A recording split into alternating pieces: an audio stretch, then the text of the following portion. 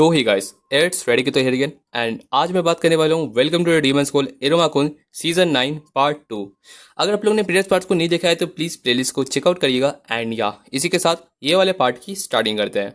Recent chapters में हमें दिखाया गया था कि किस तरीके से अपना सारा का सारा नेडरवर्ल्ड के सारे के सारे बेस्ट से बेस्ट जो रहते हैं डीमंस उन सबको असेंबल किया था एंड अपनी मेरिस का रहता है ना जो डिलीवरी उसको यहाँ पर अटेंड किया गया था एंड लास्टली हमें दिखाया गया था कि अपनी अमीरी बॉर्न करती है एंड या उसके बाद हमें लेटर मोमेंट पे दिखाया जाता है ना कि जो मेरिस रहती है ना उसकी जो हालत रहती है ना वो बहुत ज़्यादा बेकार होने लगती है, बहुत ज़्यादा वर्स्ट होने लगती है एंड या उसी के बाद से इस वाले चैप्टर की स्टार्टिंग करते हैं। चैप्टर की स्टार्टिंग होती है जहाँ हमें दिखाया जाता है अपना हेनरी जो यहाँ पर अकेले बैठा हुआ रहता है एंड उसी मोमेंट पे हमें दिखाया जाता है कि गेट खुलता है एंड जो प्रोफेसर बालम रहते हैं ना वो बाहर आते हैं। अपना हेनरी पूछता है कि क्या मेरिस की हालत कैसी है, तो अपना प्रोफेसर बताता है कि देखिए बात ये है ना कि अभी सारी चीज़ सेटल तो हो गया है बट मैं ये तो कह सकता हूँ कि अभी तक उसको होश नहीं आया एंड उसकी पल्स है ना वो अभी बहुत वीक है एंड सच में उसका जो हालत है ना वो बहुत ज़्यादा और ज़्यादा डिक्लाइन हो जा रहा रहता है, तो हम नहीं बता सकते कि आखिर उसके साथ क्या हो सकता है। तो हेनरी पूछता है कि आखिर क्या दिक्कत क्या थी, क्या कुछ डिलीवरी के मोमेंट पे कोई दिक्कत हुई थी। तो बालम बताता है कि नहीं, दरअसल बात ये है ना कि कोई भी इशू हम लोग का नहीं हुआ था, जितने भी डीमंस रहते हैं ना उन्होंने बखूबी अपना सारा का सारा बेहतरीन तरीके से अपना परफेक्ट रोल रहता है ना उसको निभाया था, तो हमें कोई भी दिक्कत नहीं हुई थी। बात ये रहती है ना कि दरअसल कोई बात हमें यहाँ पर बेबी से रिलेटेड भी नहीं थी, वो भी उसका कदम बहुत बेहतरीन हेल्थ था। ये सिंपल बात ये रहती है कि जो बर्थ हुआ था ना वो बहुत ज़्यादा बर्डन रहता है एक ह्यूमन पे एंड ह्यूमन बॉडी पे, तो इस वजह से जो अपनी जो मदर ह्यूमन रहती है ना उसका बॉडी केपेबल नहीं रहता है किसी और चाइल्ड को यहाँ पे बेयर करने का जो किसी और स्पीसीज से बिलोंग करे एंड इस वजह से ये उसके बॉडी पे बहुत ज़्यादा ड्रेन कर चुका है हालत को एंड हम लोग कोई खास कह नहीं सकते कि उसके साथ क्या होने वाला है। एंड फर्स्ट प्लेस पे तो ह्यूमंस को यहाँ पर हार्श ट्रीटमेंट में यहाँ पर रखा ही नहीं जाता, तो मैं ये बता नहीं सकती कि आखिर क्या उस पर यहाँ पर असर करेगा एंड कैसा उसका रिजल्ट होगा। तो अपना हेनरी भी याद करता है कि उसके जो आखिरी कुछ दिन थे ना डिलीवरी के पहले, अपनी जो मेडिस रहती है ना वो भी बहुत ज़्यादा ख्यालों में गुम रहती थी एंड उसका कॉन्शियसनेस रहता है ना बहुत लेस रहता था एंड बहुत ज़्यादा वो स्लीप करती थी, लाइक बहुत ज़्यादा एग्जॉस्टेड एंड थकी हुई। तो इस मोमेंट पे अपना बंदा कहता है कि क्या वो रिकवर कब हो पाएगी, कोई आइडिया है। तो बालम बताता है कि हमें यहाँ पर कुछ नए तरीके हम लोग आजमा रहे रहते हैं ताकि हम लोग यहाँ पर कोई तरीके निकाल सके एंड उसको यहाँ पर हालत को यहाँ पर कंट्रोल कर सके। जो सुनने पे अपने हेनरी को तो बिल्कुल सही नहीं लगता, वो सोचता है कि अगर क्या हुआ कि अगर वो वापस कभी है ना अपनी मेडिस को ना मिल सके एंड उसकी हालत खराब से खराब होती चल जाए एंड अगर कई वर्ष वाला मोमेंट आ गया तो आखिर मैं क्या करूंगा उस मोमेंट पे। बट उस मोमेंट पे अपना कोई आता है एंड उसने उसको कहता है कि देखो तुम्हें डरने की जरूरत नहीं है अजीजल, एंड ये पर्सन और कोई नहीं अपना नाइट वॉकर रहता है जो देखते हुए अपना हेनरी डर जाता है। वो कहता है कि अरे आप मुझे नहीं पता था आप हम लोग को विजिट करने वाले हैं। तो अपना जो नाइट वॉकर रहता है ना वो कहता है कि देखो मुझे सारी चीज़ों के बारे में मेरे को पता है कि क्या चल रहा है, मेरे को सारी रिपोर्ट्स मिली थी एंड बॉर्डर पेट्रोल रहता है ना वो हर तरीके से सारी रिस्पॉन्सिबिलिटी उठाएगा सारी सिचुएशंस को एंड हर तरीके से उसको सपोर्ट करने की कोशिश करेगा, ठीक है, तो डरने की जरूरत नहीं है। एंड वो सारा का सारा जो प्रोसेस रहता है ना उसको भी यहाँ पर सारे फंड्स एंड सारी चीज़ें है ना उसमें हम लोग पूरी तरीके से इन्वॉल्व रहेंगे, तो तुम्हें किसी भी चीज़ की यहाँ पर फिक्र करने की जरूरत नहीं पड़ेगी। तो हेनरी बताता है कि हाँ ठीक है आपका शुक्रिया। बट उस मोमेंट पे अपना कले क्या नाम था, night walker, yes night walker पूछता है कि ठीक है बस तुम्हें एक काम करने की ज़रूरत है, तुम इस जगह पे साइन कर दो एंड या उसके बाद से सारी चीज़ें हैंडल हो जाएंगी। तो हेनरी पूछता है कि आखिर ये क्या चीज़ है। तो ये जो पढ़ता है ना तो उसमें लिखा रहता है एक ट्रांसफ़र एग्रीमेंट एंड ये सुनते हुए अपने बालों को कुछ अजीब लगता है। अपना जो नाइट वॉकर रहता है ना वो कहता है कि देखो बात ये है ना कि कल मॉर्निंग से हम यहाँ पर जो मदर रहती है ना एंड उसके चाइल्ड को उन सबको सैनजू demon border patrol affiliated research facility में हम लोग ट्रांसफ़र करने वाले हैं। जो सुनने पे अपना बालम रहता है ना वो घबरा जाता है। तो मेडिस अपना जो हेनरी रहता है ना वो पूछता है कि क्या रिसर्च फैसिलिटी, ठीक है मुझे समझ तो आता है कि आप मेरिस को क्यों लेके जा रहे हैं बट अमेरी को भी क्यों। तो इस बात पे अपना हेनरी जो रहता है ना नाइट वर्कर वो कहता है कि देखो हम दोनों को इस वजह से लेके जा रहे हैं बिकॉज दोनों बहुत ज़्यादा वैल्यूबल रहते हैं रिसर्च के लिए एंड सारे के सारे एक्सपेरिमेंट्स के लिए। दरअसल बात ये है कि नेटर वर्ल्ड रहता है ना उसमें हम लोग को बहुत ज़्यादा रिसर्च करने की, बहुत ज़्यादा इन्वेस्टिगेट करना ज़रूरी रहता है बिकॉज बहुत ज़्यादा रफली आजकल चल रहा रहता है। तो हमने सोचा कि रिसर्च सारी की सारी यहाँ पर सेंजू में अच्छे से हो पाएंगी एंड उसमें तुम्हें कोई फिक्र करने की जरूरत नहीं पड़ेगी। तो उसमें पूछता है कि ठीक है लेकिन इन सब में मेरा क्या रोल रहेगा, मुझे यहाँ पर इन सबको लेकर जाना पड़ेगा एंड मुझे भी विजिट करना पड़ जाएगा बट अपना जो रहता है ना नाइट वॉकर, वो कहता है कि देखो तुम्हारा जो काम रहता है ना वो तुमने ऑलरेडी यहाँ पर अच्छे से कर दिया है, तो तुम्हें डरने की जरूरत नहीं है। तुमने जितना भी कॉर्पोरेशन किया, तुमने सारा का सारा एक्सपेरिमेंट में हेल्प किया, ब्रीडिंग से रिलेटेड एंड सारी चीज़ें, वो एकदम सही था। कोई दिक्कत नहीं है। बस ये कस्टडी रहता है ना अपने यहाँ पर मेडिस एंड अमेरिका, वो दोनों हम लोग तुम्हारे से छीन रहते हैं एंड अपने पे यहाँ पर फोकस करेंगे। तो तुम अपने काम पे फोकस करो, अपने यहाँ पर अच्छा खासा प्रोग्रेस करो, अच्छा खासा कर्नल पोजीशन लो एंड जो करना है करो। हमें कोई तुम पे यहाँ पर कोई वापस से इंडल्ज नहीं करेंगे। सारी फिक्र रहती है ना अपनी मेरिस एंड यहाँ पर अमेरिका, वो हम पे छोड़ दो। एंड इस वजह से तुम्हारा ये जो पैटर्न रहता है ना, तुमने जो रोमांस किया था यहाँ पर उसे ब्रीड करने के लिए, वो तुम अब खत्म कर सकते हो। लेकिन उस बात पे यहाँ पर अपना जो बालम रहता है ना, वो इंटर करता है, बोलता है कि भाई रुको प्लीज, ये क्या कर रहे हो। वो अपने कलेगो रहता है ना, कलेगो के अब्बा उससे सवाल पूछता है कि तुम्हारा ये प्लान तो नहीं था ना कि तुमने यहाँ पर मेडिकल ट्रीटमेंट के हिसाब से तुम कर रहे हो। तुम जानते हो ना तुम क्या चीज़ करने चाह रहे हो उस जगह पे। बहुत ज़्यादा ब्लास्फोमी एंड मैं बिल्कुल नहीं यहाँ पर एक्सेप्ट कर सकता, बिकॉज जो फैसिलिटी रहता है ना वो सिर्फ और सिर्फ एक्सपेरिमेंट्स एंड रिसर्च के लिए डिपेंड करता है। तो उसमें अपना जो नाइट वॉकर रहता है ना, वो कहता है कि देखो मुझे बहुत शेम होता है यार, मैंने तुम्हें भी इस सारे के सारे यहाँ पे प्रोजेक्ट में कंट्रीब्यूट किया था, बट तुम्हारा विश था कि तुम इसमें कोई भी यहाँ पे हेल्प नहीं करना चाहते हो। तो अब तुम कैसे कह सकते हो कि तुमको इसमें इन्वॉल्वमेंट चाहिए। तो दरअसल बात ये रहती है कि अपना नाइट वॉकर रहता है ना, उस फैसिलिटी में अपने बालम को भी इन्वाइट करता है, लेकिन बालम वो सारी चीज़ों को विटनेस किया एंड कहा कि नहीं, मैं ऐसे ऑपरेशन में कभी नहीं हिस्सा लूंगा, बिकॉज तुम वहाँ पे जो करते हो ना वो बद से बदतर होता है, ऐसा एक्सपेरिमेंट ऐसे रिसर्च। एंड इस बात पे तुम बहुत ज़्यादा आउट ऑफ माइंड रहते हो। तो मैं तो कभी नहीं इस पर इंटरेस्ट होने वाला, एंड ना ही मैं किसी को यहाँ पर फोर्स करने वाला हूँ कि वो तुम्हारे साथ जो है जुड़े। बट उस मोमेंट पे अपना जो हेनरी रहता है ना, जो जिसको यहाँ पर एग्रीमेंट मिला रहता है, वो उसको पूरी तरीके से चीर फाड़ कर देता है एंड कहता है कि मैं साइन नहीं करने वाला एंड मैं कभी भी नहीं करूँगा। कभी भी मैं यहाँ पर मेरिस एंड एमिली को तुम्हारे हवाले तो नहीं करने वाला, चाहे तुम जो भी हो। एंड मैं सच में उन सबको डिस्ट्रॉय कर दूंगा जो मेरे से वो लेने की कोशिश करेगा जो मेरा है। एंड इसी के साथ वो अपना जो एबिलिटी रहता है ना रोमांटिज्म, उसको यूज़ करता है। एंड उसी के साथ जैसे ही वो कहने जा रहता है आई एम स्ट्रॉन्ग, बट उस मोमेंट पे उसका जो बॉडी रहता है ना उसमें बहुत गंदा सा दम स्लैश पड़ता है एंड उसको समझ नहीं आता कि ये क्या था। एंड देन हमें दिखाया जाता है कि अपना नेबिलिस रहता है ना, वो कहता है कि तुम्हें अपने वर्ड्स को रहता है ना अच्छे से यहाँ पर कहना चाहिए अजीजल हेनरी। एंड देन हमें दिखाया जाता है कि कोई एकदम बहुत ही एकदम बड़ा सा एकदम बीस्ट उसके पीछे बैठा रहता है। एंड ये और कोई नहीं, अपना ये नाइट वॉकर रहता है ना, उसका सेबरस रहता है। एंड आप देख सकते हैं कि भाई कैसे इसको ट्रेन किया है, लाइक इसका मुंह देखिए। जहाँ नार्निया एंड यहाँ पर अपना जो कलेगो सेंसर रहते हैं उनका आप सेवरस याद कर सकते हैं, उनको तो ऐसे अच्छे से ट्रेन किया गया है। बट भाई ये तो कौन है यार, ये तो दम लगे किसी जानवर को दम धर लिया है एंड उसका माउथ को बंद कर दिया है अपने क्लॉज के साथ। एंड ये देखते हुए अपना जो बंदा रहता है ना, वो कहता है कि तुम समझ रहे हो ना, अगर तुम मेरे पे फैंग अपना उठाने की कोशिश करोगे ना अपने सुपीरियर पे, तो तुम्हारा क्या यहाँ पे सारा का सारा रिस्पॉन्सिबिलिटी हो सकता है। जहाँ पर ये जो कलेगो रहता है, बार बार मैं कलेगो बोल देता हूँ, नाइट वॉकर रहता है, वो यहाँ पर अपने चेंज को पकड़ा रहता है जिससे वो सेरेब्रस को कंट्रोल करके रखता है। एंड या इसी के साथ नेक्स्ट चैप्टर की स्टार्टिंग करते हैं। चैप्टर की स्टार्टिंग होती है जहाँ में दिखाया जाता है कि अपना जो रहता है ना नाइट वॉकर, वो पूछता है कि तुम मेरे को डिफाई नहीं करना चाहते। बट उस मोमेंट पे यहाँ पर अपना जो रहता है ना, अपना बालम रहता है, वो उसका ऑर्डर को बिल्कुल मानता नहीं है। वही दूसरी तरफ अपने जो रहता है ना अपना नाइट वॉकर, वो हेनरी को कहता है कि तुम गिव अप कर लो एंड पीछे हट जाओ, वरना सोच सकते हो कि तुम्हारा क्या बुरा हाल होगा। मैं भी बता नहीं सकता कि तुम्हारे साथ क्या हो सकता है। बट उस मोमेंट पे यहाँ पर अपना हेनरी रहता है ना, वो पीछे नहीं हटता। एंड अपना जो बालम रहता है ना, वो सोचता है कि मुझे ये सब चीज़ को होने से रोकना पड़ेगा। एंड वो कुछ कोशिश करता रहता है कि यहाँ पर इस चीज़ को यहाँ पर सेटल डाउन कर सके। बिकॉज करेंटली अपना जो हेनरी रहता है ना, वो एक 13 क्राउन से फाइट कर रहा है। एंड अपना जो हेनरी रहता है ना, वो अभी इस केपेबल नहीं है कि वो 13 क्राउन को चैलेंज कर सकता है। बट अपना जो नाइट वॉकर रहता है कहता है कि मैं तुम्हें समझ नहीं सकता कि तुम क्या करने का कोशिश कर रहे हो। तुमने मेरा यहाँ पर प्रोपोजल को एक्सेप्ट नहीं किया एंड तुम चाहते हो कि तुम यहाँ पर उस ह्यूमन का केयर करो एंड न्यू बॉर्न को, एंड कहीं दूर भागना चाहते हो। तुम जानते हो ना यहाँ पर पूरी जगह से यहाँ पर सारा का सारा डीमन बॉर्डर पेट्रोल रहता है ना, वो घिरा हुआ है एंड हर तरीके से तुम्हें जिंदगी भर ढूंढता रहेगा। अगर हर तरीके से तुम जिस तरीके से भागते रहोगे, तो उस ह्यूमन एंड फ्रेजाइल चाइल्ड के साथ तुम कितना भागोगे। तुम्हें लगता है कि तुम कभी जिंदगी में कहीं पीस पा पाओगे। इस वजह से तुम गिव अप कर दो एंड सारी चीज़ें मेरे पे हैंडल करने दो। तुम एक बहुत बेहतरीन से डीमन हो एंड मुझे पक्का पता है कि तुम बड़े होगे एकदम बहुत बेहतरीन से अभी अचीवमेंट्स कर सकते हो। तो तुम अपनी लाइफ इस तरीके से बर्बाद क्यों कर रहे हो, मुझे सच बताओ। बट अपना जो हेनरी रहता है ना, वो पीछे नहीं हटता एंड वो फिर से यहाँ पर अटैक करने की कोशिश करता है। बट अगेन यहाँ पर जो सेवरस रहता है ना, वो यहाँ पर उसको हिट करता है, वही बहुत जोरदार, जहाँ से उसका मुंह से खून भी गिरने लगता है। तो अपना नाइट वॉकर कहता है कि भाई तुम क्यों इतने ऑब्सेस्ड हो इन सब चीज़ों से, जहाँ पर अपना बंदा खुद समझ नहीं पाता।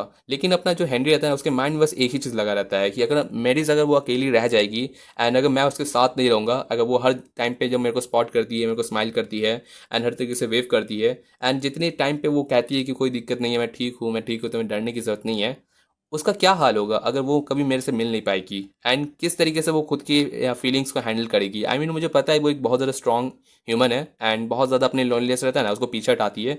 बट उसको वो विटनेस कर चुका है कि वो कितना ज़्यादा गम में जीती है एंड उसने कितने सारी चीज़ों को यहाँ पे हैंडल किया है।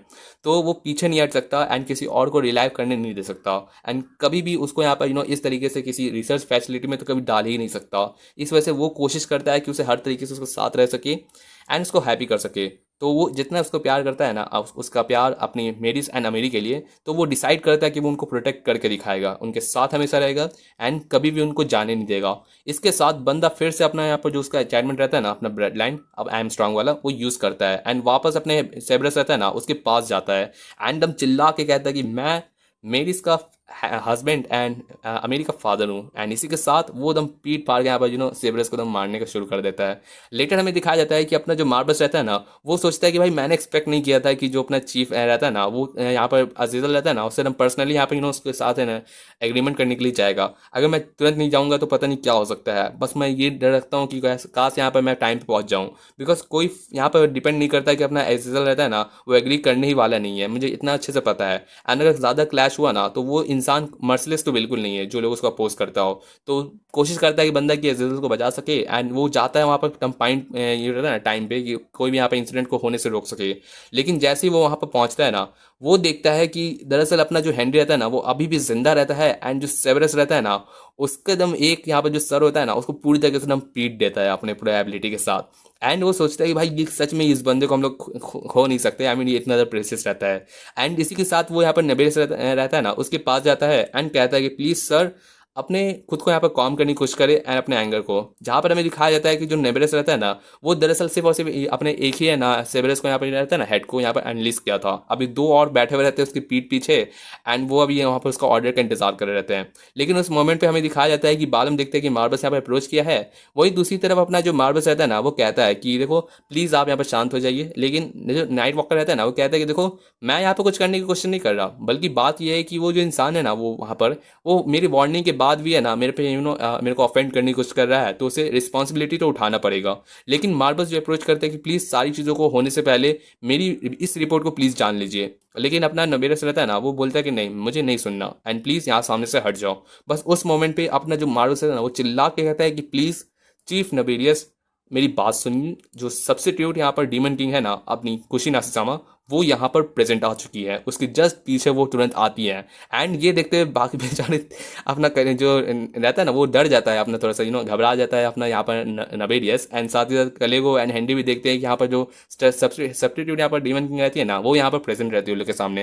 एंड ये देखते हुए अपनी जो बंदी रहती है ना कुशीनासी, वो कहती है कि देखो मैंने विजिट किया था बॉर्डर पेट्रोल को एंड मैं हर किसी को अच्छे से जानती हूँ कि तुम सब अपना काम को अच्छे से यहाँ पर निभाते हो, बट हेनरी एजेजल तुम प्लीज़ मेरे साथ आओ। वही दूसरी तरफ अपना जो रहता है ना नेबिलेस, वो उसको यहाँ पर सल्यूट करने लगता है अपनी कुशीना सामा को। एंड देन यहाँ पर वो कहती है कि देखो जो दरवाज़ा रहता है ना यहाँ पर human world and demon world का, वो खुल चुका है एंड प्लीज़ मेरे साथ चलो अभी। एंड क्या आगे होने वाला है आपको नेक्स्ट चैप्टर में पता चलेगा। तो या नेक्स्ट चैप्टर की स्टार्टिंग करते हैं। चैप्टर की स्टार्टिंग होती है जहाँ हमें दिखाया जाता है ग्रेट बियॉन्ड गेट, जो कहा जाता है कि वो दूसरे वर्ल्ड से बिलोंग कर सकता है। एंड या जिस तरीके से कहा गया है, कहाँ यहाँ पर एक दो डीमंस के बारे में, आई मीन एक ह्यूमन एक डीमन के बारे में कि स्टोरी आगे कंटिन्यू होती है। जहाँ क्या हो सकता है, क्या विटनेस होगा, वो हमें आगे देखने मिलेगा।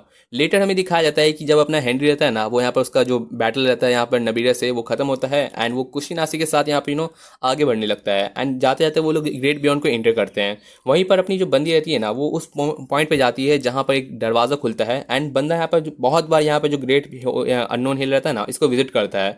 लेकिन वो कभी भी इस चीज़ को कभी यहाँ पर देखा नहीं था, जहाँ उसके सामने एक पूरी तरीके से यहाँ पर गेटवे बना रहता है एंड पूछता है कि आखिर ये क्या है, क्या ये गेट है ह्यूमन वर्ल्ड के लिए।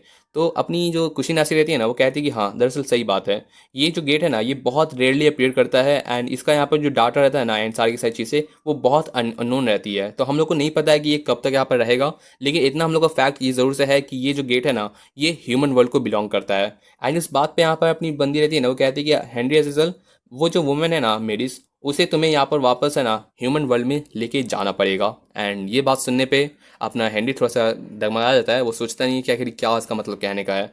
एंड वो पूछता है कि आखिर क्या आपका कहने का मतलब है, मतलब ये कुछ ज़्यादा जल्दी नहीं है, आई मीन बहुत ज़्यादा स्टर्न नहीं है। तो अपना जो रहती है ना अपनी क्वेश्चन आंसर, वो कहती है कि देखो मैं जानती हूँ कि तुम्हारे लिए बहुत ज़्यादा सडन होगा, लेकिन ये गेटवे है ना, इसका हम लोग को कोई आइडिया नहीं है कि ये कब खत्म, ये कब बंद हो जाएगा एंड कब तक ये खुला रहेगा। तो हमें जल्दी से जल्दी जहाँ तक मेरे को आइडिया मिला है ना, बस इससे मेरे को यहाँ सारी की सारी डिटेल्स मिली है। मैं ये जानती हूँ कि ये गेटवे है ना नेटवर्ल्ड को बहुत इफेक्ट करेगा। एंड इस वजह से मैं ये चाहती हूँ ना कि जो ह्यूमन है ना उसे तुम वापस से रिटर्न करवा दो, बिकॉज अगर ये कंटिन्यू होता रहेगा ना तो उसकी जान जा सकती है। एंड ये सुनने पे यहाँ पर अपना बंदा बहुत घबरा जाता है। आई मीन वो यहाँ पर मेरिस को भी यहाँ पर खोते हुए नहीं देख सकता। एंड उस मोमेंट पे अपनी जो खुशी नासी रहती है ना, वो कहती है कि देखो बस यही एक रास्ता बचा है ताकि तुम उसको बचा सकते हो। अगर वो अपने ह्यूमन वर्ल्ड में रिटर्न कर जाएगी तो उसकी लाइफ बच सकती है। बट मेरिस को यहाँ पर ये सोचते हुए अपना जो हेनरी रहता है ना, वो कहता है कि देखो अगर ये बात है तो मुझे भी प्लीज़ सेंड कर दो, मैं भी ह्यूमन वर्ल्ड में इंटर करूंगा उसके साथ। एंड मैं और मेरी रहते हैं ना, वो दोनों उसके साथ जाना चाहेंगे। बट उस मोमेंट पे यहाँ पर जो अपनी बंदी रहती है ना कुशीनासी, वो कहती है कि मैं ये नहीं कर सकती। बात ये है कि मैं इसका परमिट ही नहीं दे सकती, बिकॉज ये पॉसिबल ही नहीं है। एंड ये बात रहती है कि ये जो डोर रहता है ना ह्यूमन का, इससे सिर्फ और सिर्फ एक ह्यूमन ही यहाँ पर पास कर सकता है। इस वजह से ना ही तुम एंड ना ही तुम्हारा चाइल्ड उस डोर से यहाँ पर पास कर सकता है। बिकॉज जहाँ तक मेरे को आइडिया है ना रिपोर्ट्स का, जो अजीज़ल अमीरी रहती है ना, उसका सारा का सारा एग्जामिनेशन कंप्लीट हो चुका है। एंड उसका रिएक्शन, उसका ब्लड एंड उसका सारा का सारा माना कैपेबिलिटी एंड सारी चीज़ें, ये सब चीज़ को नोटिस करते हुए ये कहा जाता है ना कि वो बायोलॉजिकली एक डीमन है। एंड इसका ये मतलब है कि सिर्फ उसकी मदर ही है ना जो इस ह्यूमन वर्ल्ड में रिटर्न कर सकती है। एंड अपना हेनरी जो जान के समझता है कि सिर्फ मेरी से ही रिटर्न करेगी। एंड वो यहाँ पर कहता है कि देखिए मैंने प्रॉमिस किया था उससे कि मैं उसके साथ रहूँगा, उसके साथ हमेशा। बट उस मोमेंट पे अपनी जो खुशी नासी रहती है ना, वो दूसरी तरफ देखते हुए कहती है कि देखो ये दौर है ना, ये ह्यूमन को यहाँ पर ह्यूमन वर्ल्ड्स में लेके जाता है। एंड यहाँ पर जो रहता है ना नेडर वर्ल्ड का यहाँ पर लॉ, वो एग्जिस्ट नहीं करता। तो बात ये है कि यहाँ पर तुम्हें यहाँ पर मैं अच्छे से टाइम देती हूँ, तुम इस चीज़ को अच्छे से यहाँ पर रिजॉल्व के साथ सोचो एंड मेरे को यहाँ पर बताओ कि तुम क्या डिसाइड किए हो। लेटर हमें दिखाया जाता है कि वो यहाँ पर मेरिस के पास जाता है एंड मेरिस अभी भी अनकॉन्शियस रहती है वहाँ पर। उस मोमेंट पे अपना बंदा सोचता है कि भाई मैं क्या करूँ यार, मुझे समझ नहीं आ रहा था। वो उसको लूज़ नहीं करना चाहता एंड उसका हाथ पकड़ के वो होल्ड करके सोचता है कि आखिर मुझे क्या डिसाइड करना चाहिए।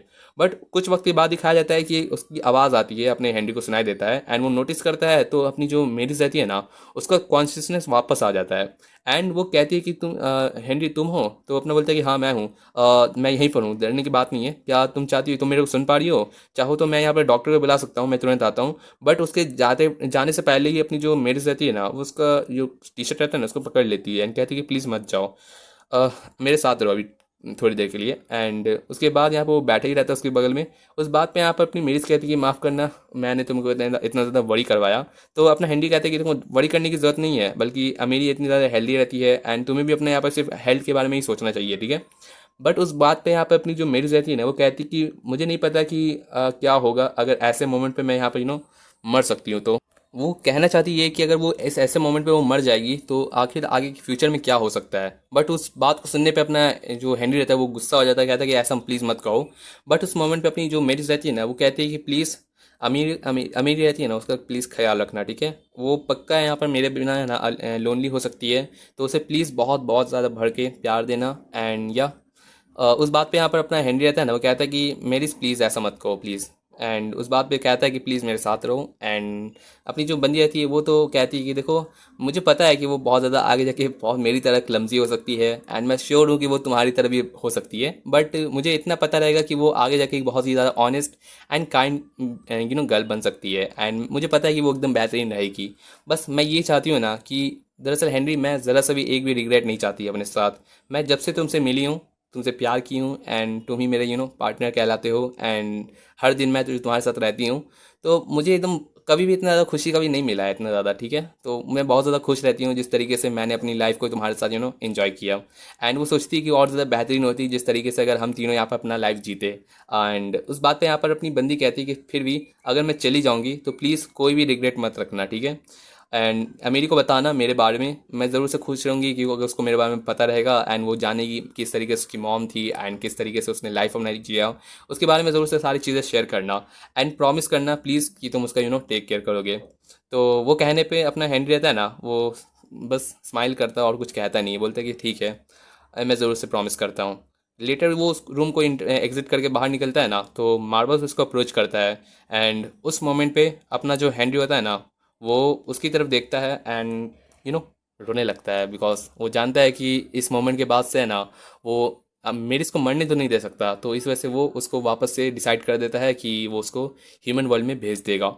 एंड या इसी के साथ वो यहाँ पर मार्बल्स को कहता है कि मैं तैयार हूँ, मैं यहाँ पर मेरिस को ह्यूमन वर्ल्ड में पहुँचाना चाहता हूँ। एंड या प्लीज़ उसको यहाँ पर हर तरीके से सेव करने की कोशिश करिए, जिसके बाद से नेक्स्ट चैप्टर की स्टार्टिंग होगी। तो या होपफुली आपको ये लोग चैप्टर पसंद आया होगा। नेक्स्ट चैप्टर में हम लोग पता चलेगा कि कैसे ये अपनी मेरिस रिटर्न की एंड सो ऑन आगे की स्टोरी। एंड ऑलमोस्ट बस अब 2 ही चैप्टर बचे हुए रहते हैं लेटेस्ट चैप्टर से कनेक्ट करने के लिए, तो नेक्स्ट पार्ट में मैं सिर्फ 2 चैप्टर कवर करूंगा। एंड उसके बाद मैं उस लास्ट चैप्टर में आपसे पूछूंगा कि आप क्या डिसाइड करना चाहेंगे, क्या मैं हफ्ते हफ्ते एक पार्ट लाने की कोशिश करूं, या आप लोग पेशेंटली यहाँ पर 1-2 हफ्ते वेट करेंगे ताकि मैं यहाँ पर हर 3 हफ्ते में एक पार्ट लाऊं। आप पे डिपेंड करता है, ठीक है। बाकी मैं यहाँ पर माफिया वाला वर्जन है ना, वो भी यहाँ पर एक्सप्लेन करना शुरू कर दूंगा उसके बाद ही, बिकॉज मेरे पास कुछ बचेगा नहीं। तो चलिए ठीक है, मिलते हैं आपसे नेक्स्ट वीडियो में। चलिए ठीक है, thanks for watching my videos again and या थैंक यू।